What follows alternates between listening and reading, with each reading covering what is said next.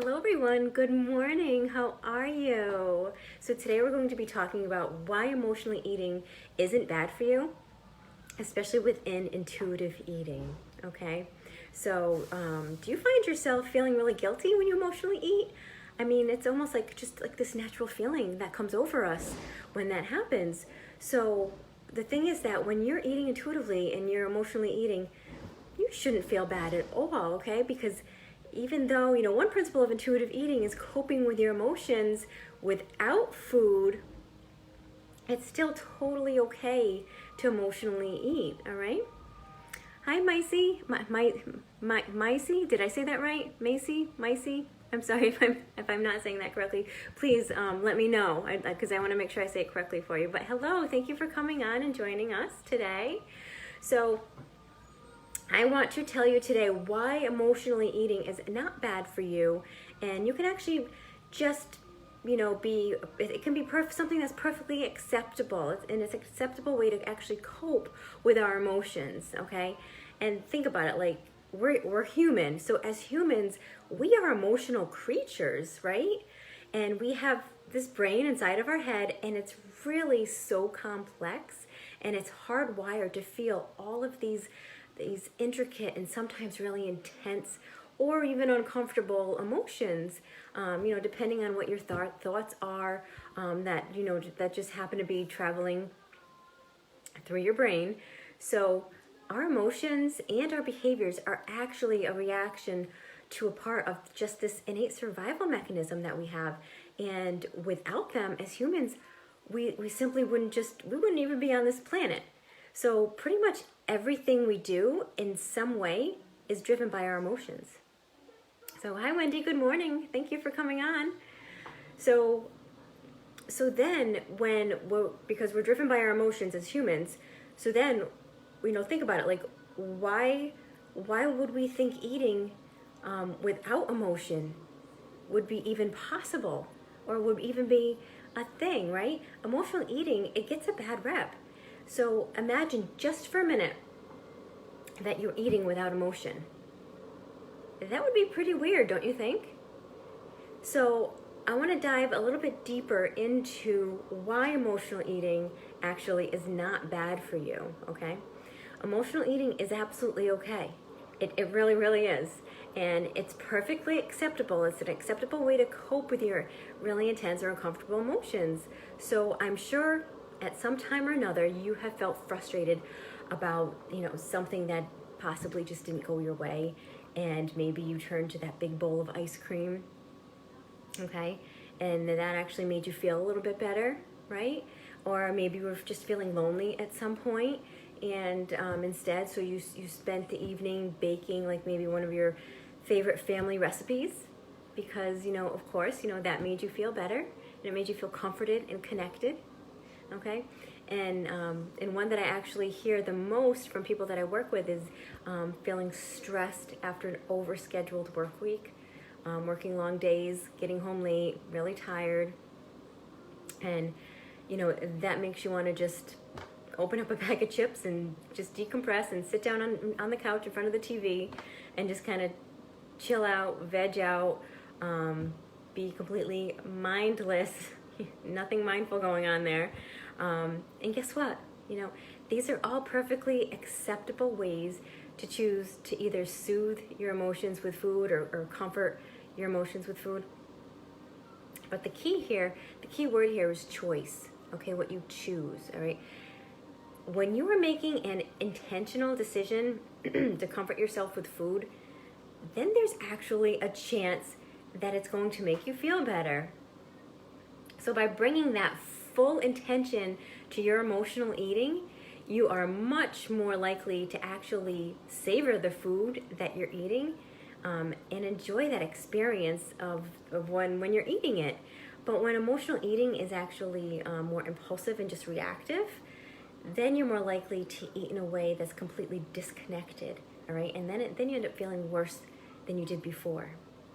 So while emotional eating, it's not bad for you, but it does become a problem when it's your only coping mechanism, okay? So if food is your only coping mechanism, then you're not really giving yourself the opportunity to make a choice, because to you at that point there's no other options. Good morning, Suzanne. How are you?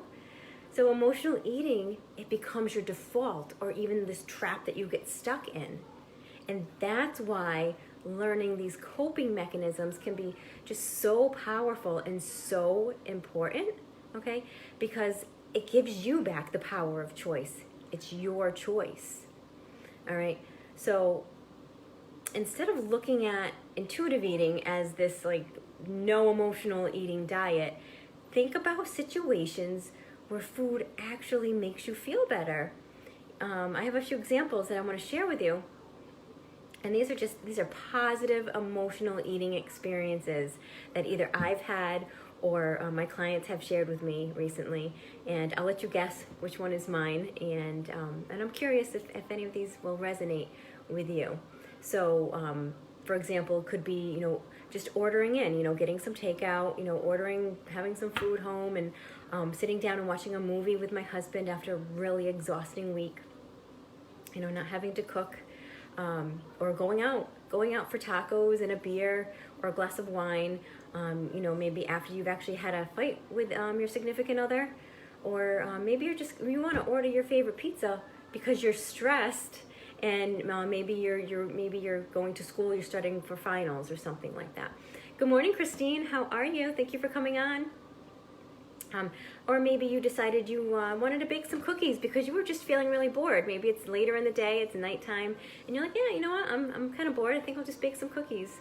Or maybe eating a frozen meal in bed when you're feeling really just tapped out. Because you're in need of some quiet me time. These are all okay. These are all examples of emotional eating, and it's all absolutely okay. Nothing wrong with it whatsoever. So I want you to remember, the food is just one way to cope with your emotions, okay? And in some situations, it might be the only coping tools that you have for that very moment, but at the end of the day, it's just food, okay? If you do choose to eat emotionally, I want you to think about, like, how would you do so with adding some mindfulness in there and with some intention. Good morning, Shar. How are you? So say, for example, you did decide to just order in and sit down with your husband or your significant other and just watch a movie. How could you eat that more mindfully and with intention and be in that moment? Or if you did decide to just go out for tacos on the spur of the moment and have a beer, how could you eat that more mindfully? How could you bring some mindfulness to that meal, okay? And with that said, while food can either comfort or distract you, or even give you some space, the thing is, it can't help you to process those difficult things, okay? So sometimes we have to dive a little bit deeper and look beyond the food as a way of coping with these challenging things that we have going on. So, and that could be just as simple as learning some new coping skills, all right? And when they're practiced on a regular basis, all of a sudden, that becomes your new habit, all right? Because if you do struggle with emotional eating, it's important to learn new ways of coping without the food, okay? So let me know if this resonates with you, or what are some examples of some times that you've been able to emotionally eat in a positive way, okay? I'm sure you've always thought of it as something negative, but switch it around, reframe those thoughts and think, okay, when was I actually being positive? Even though I was just wanting to eat something because I was tired or lonely or sad or mad or frustrated, or just had a really long day. It's not always a bad thing, and sometimes we don't give ourselves enough credit for the things that we are doing, and we are always kind of our own worst critic and harsh with ourselves. But remember that there is a positive intention in everything, all right? So what are some examples of times that you were able to eat emotionally in a positive way? Think about that for a minute. And if you're struggling, if you are frustrated, if you're confused about whether you're emotional eating or you'd like to get out of emotional eating, let me know. I'd love to chat with you. If you have some time, I'm doing complimentary consultations, and we can jump on the phone for about 30 minutes and see about taking you from where you are now to where you'd like to go. I offer tons of support and accountability. I give you action steps and the tools that will get you to where you want to go. So if you have any questions about emotional eating or, just pop it in the comments for me, or anything to do with your own health and wellness goals, let me know, reach out. I'm very, very happy to chat with you, and we can see about what's going on and dive a little bit deeper for you than maybe you have in the past.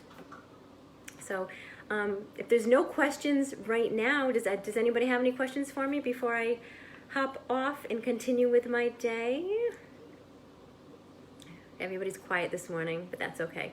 It's only Monday so far. Christine, let's see. I guess it's more positive to have eaten emotionally rather than doing a more damaging behavior. Absolutely, absolutely.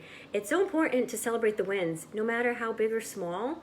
The thing is that a lot of us do not do that often enough. We don't celebrate the wins enough. And even if it's just something really small, it needs to be celebrated, because all of these small wins are what add up to this big change in the end, all right? And that huge celebration. So it's so important to celebrate this, every little bit of it along the way. And that not only gives adds to the positivity of yourself. You're helping to motivate yourself and keep yourself motivated to keep going when you're celebrating yourself, and allow others to join in with you and celebrate, because oftentimes we're just too critical of ourselves, and we're too harsh with ourselves. And it's important to be kind to ourselves, and remember to be compassionate and patient with yourself along the way, because it's a process. It's a learning process, and with anything new that you're learning, you're going to stumble along the way a little bit at first, but that's okay. It's part of the process. It's all right. You're going to get back up, and you're going to keep going, and you're going to just be flying along before you know it, because just like riding a bike, when you first learned to ride a bike, nobody just gets on and goes, right? I know I didn't. I remember as a child falling and skinning my knees and crying and being a mess, but eventually now I can get on a bike and I can go. Same thing with, not emotionally eating anymore, not binging or restricting, and eating with full intention and mindfulness, and especially eating intuitively now. It all comes with practice, but eventually, after you practice it so much, you get good at it. You get really good at it, and it feels good, and you can get there, absolutely.